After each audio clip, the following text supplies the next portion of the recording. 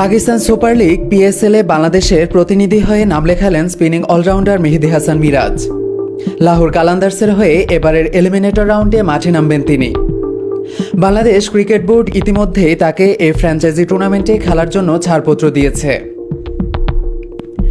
তবে পিএসএল এর যাত্রার শুরুতেই ঘটেছে এক মজার ঘটনা। বিমানবন্দরে পৌঁছে নিজের পাসপোর্ট সঙ্গে না থাকার বিষয়টি বুঝতে পারেন মিরাজ। তখন তড়িঘড়ি করে বাসায় মানুষ পাঠিয়ে পাসপোর্ট আনায় এবং আবার যাত্রার প্রস্তুতি নিতে হয় তাকে। এমন অপ্রত্যাশিত ভুল কিছুটা অস্বস্তিকর হলেও শেষ পর্যন্ত বিষয়টি হাস্যরসেই পরিণত হয়। 22 থেকে 25 মে পর্যন্ত অনুষ্ঠিতব্য এলিমিনেটর রাউন্ডে লাহোর কালান্দার্সের হয়ে মাঠে নামবেন মিরাজ। দলটির নিয়মিত অলরাউন্ডার সিকান্দার রাজার পরিবর্তে নেওয়া হয়েছে তাকে। লাহোর কালান্দার্সের স্পিন বিভাগে ভারসাম্য আনতেই এই সিদ্ধান্ত, যেখানে মিরাজের অভিজ্ঞতা ও অলরাউন্ড দক্ষতা কাজে লাগতে পারে বলে মনে করছে দলটি। বিসিবির তরফ থেকে মিরাজের পিএসএল খেলার অনুমতি পাওয়া খুব একটা কঠিন ছিল না, কারণ বর্তমানে তিনি জাতীয় দলের টি-20 স্কোয়াডে নেই।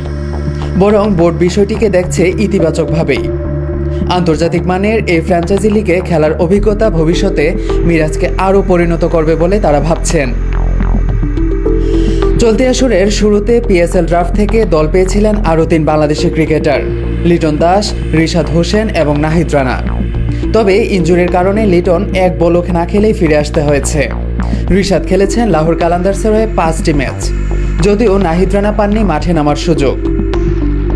পরে ভারত পাকিস্তান রাজনৈতিক উত্তেজনার কারণে 9 মে সাময়িকভাবে পিএসএল স্থগিত করা হলে এই 3 জন দেশে ফিরে আসেন।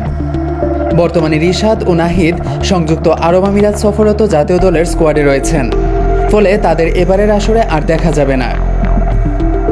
সব মিলিয়ে এই ধাপে বাংলাদেশের একমাত্র প্রতিনিধি হিসেবে মেহেদী হাসান মিরাজের পিএসএল মিশন শুরু হলো এক অনভিপ্রেত ভুল দিয়ে। তবে এখন তার সামনে বড় সুযোগ, লাহোর কালান্দার্সের জার্সি গায়ে নিজের পারফরমেন্স দিয়ে আন্তর্জাতিক ফ্র্যাঞ্চাইজি ক্রিকেটে নিজের অবস্থান আরও দৃঢ় করার।